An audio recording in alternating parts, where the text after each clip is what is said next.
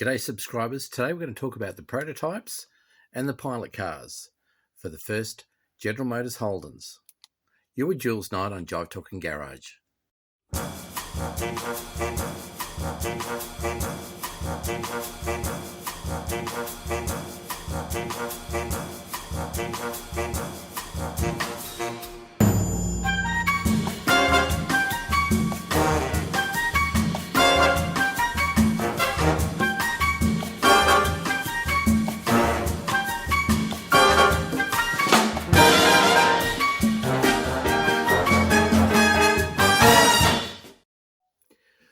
Well, g'day subscribers. I've done a bit of work on what actually happened with the 5 prototypes and also the first of the 10 pilot cars. And I've had a really good chat with Don Loeffler about it, and also got to discount a lot of misnomers about what's happened with the cars. So for the sake of actually getting it right, I hope you don't mind, but I'll just refer to my notes when I talk about the 48215. So we know that there was 5 prototypes. The first 3 were made in the United States in Detroit by Australian and American engineers, and they were registered as Chevrolets. So there was 3 built over there, and then there was 2 built here, which was KJ400 and KY442. So the first 3 were registered in order of JP 480, 481, and 482. So that was pretty easy. Now, if we think about the car being released when Prime Minister Ben Chifley said she's a beauty, and that was 28th of November 1948. Let's go back a little bit. So in April 1948, the tooling started, and the 1st of September they made a decision on the Holden name, because prior to that, the earlier cars, the prototypes, had GMH on them or left blank, whereas the decision was made for the Holden name to be actually given to the brand, and consequently during the sales period or through the media, you know, if they were referring to the car, they didn't call it a 48215 because it was the first of the brand called a Holden. They just called it a Holden. Oh yeah, the Holden's over there. So we said 1st of September was the Holden decision. 25th of September, the first engine, that number 1001, started. Interestingly enough, not 001, but 1001. And I believe that that type of etiquette in numbers, that logic in numbers, continued as well through Holden's life. So that's the 25th. On the 30th of September, the pilot car was finished in the evening. So the first of the 10 pilot cars were finished. And on the 19th of October, the pilot car number 1 was registered as MG501. So that must have been a pretty exciting time. Now, I know that the weekend before and when I say they, I mean General Motors, the weekend before General Motors released the car,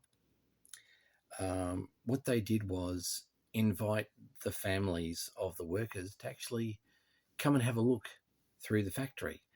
And believe it or not, they had 12,000 people show up, which was an incredible success, to come and have a look to see what their loved ones are working on and what they're putting together, and the inquisitiveness of what was coming and what was happening with this new Australian product.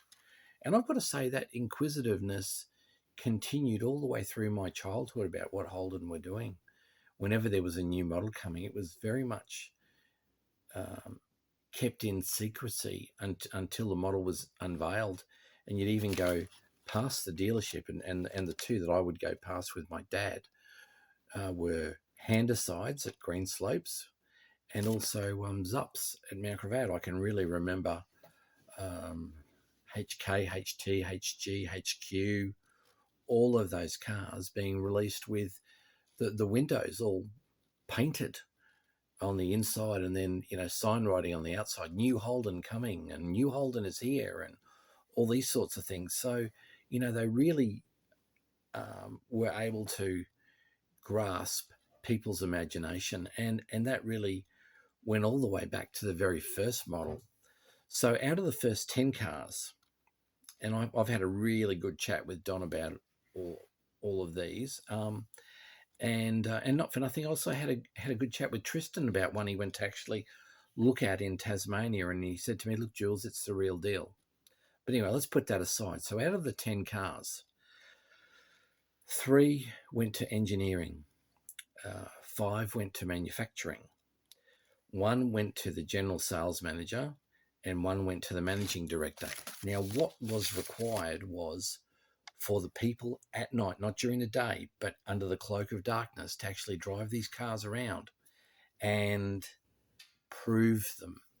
And let's just say out of the so this is the pilot cars, not the prototypes.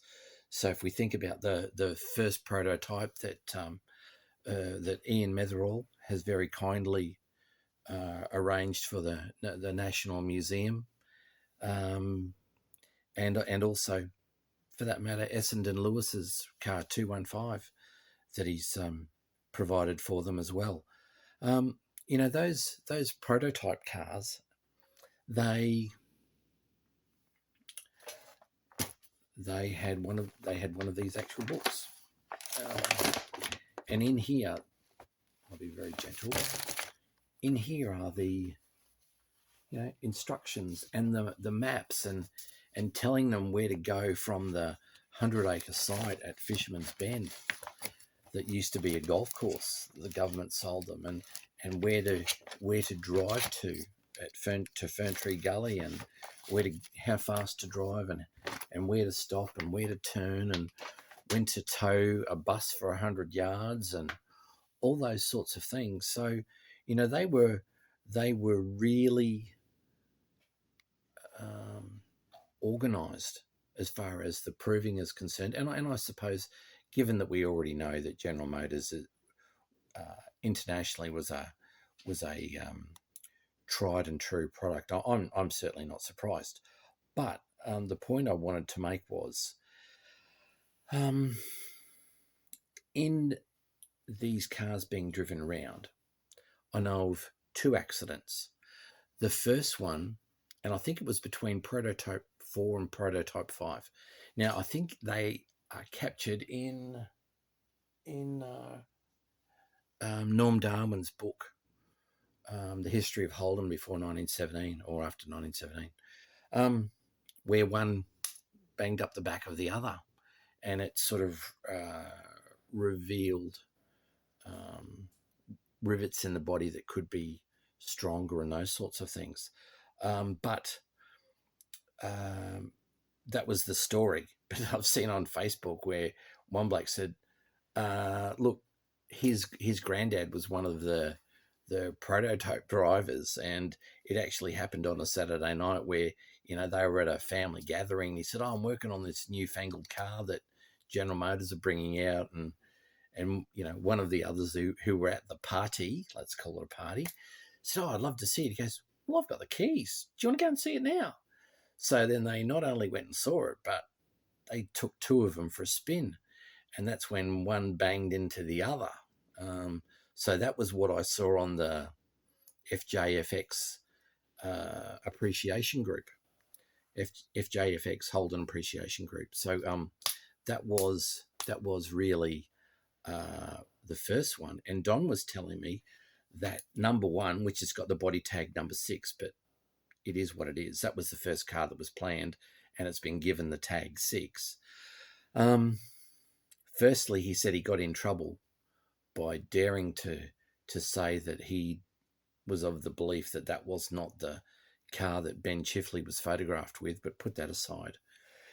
Don was telling me that one of the Holden guys was driving number 1 around, and at night, and was one of these guys who was just trying to make extra money over time, put miles on the car, get it right and stuff like that.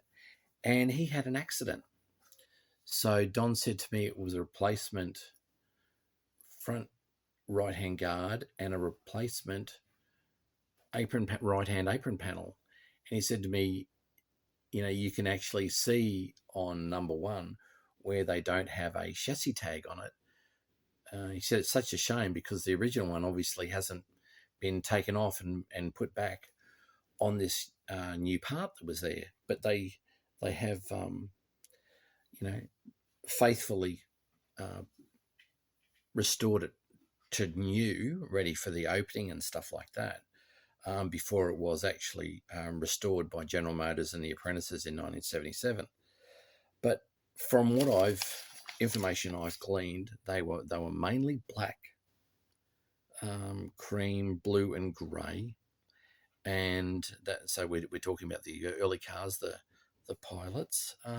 And Don was able to rattle off to me of the 10, probably about 6 colours and interiors, and he knew, as you would expect from, a national treasure like Don Loeffler, who knows his stuff. He was able to just say, oh, there was this one and that one, number 1 and number 2 and number 3 and number 6 and number 5, and it was great just to listen to the guy. So that was terrific. But there were also 68 cars pre-distributed, so that there was stock out there. There was stock out there ready to display at the launch. That was the 28th of November. And the other thing was, in recognition for the General Motors managing director, Essendon Lewis, for his assistance, General Motors had offered him a car.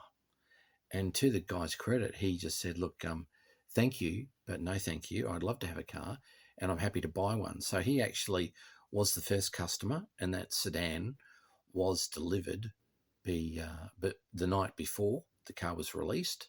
So he is therefore, as far as logic is concerned, the very first customer of a Holden motor car, 48215, and he's also the first customer, believe it or not, for the Ute as well.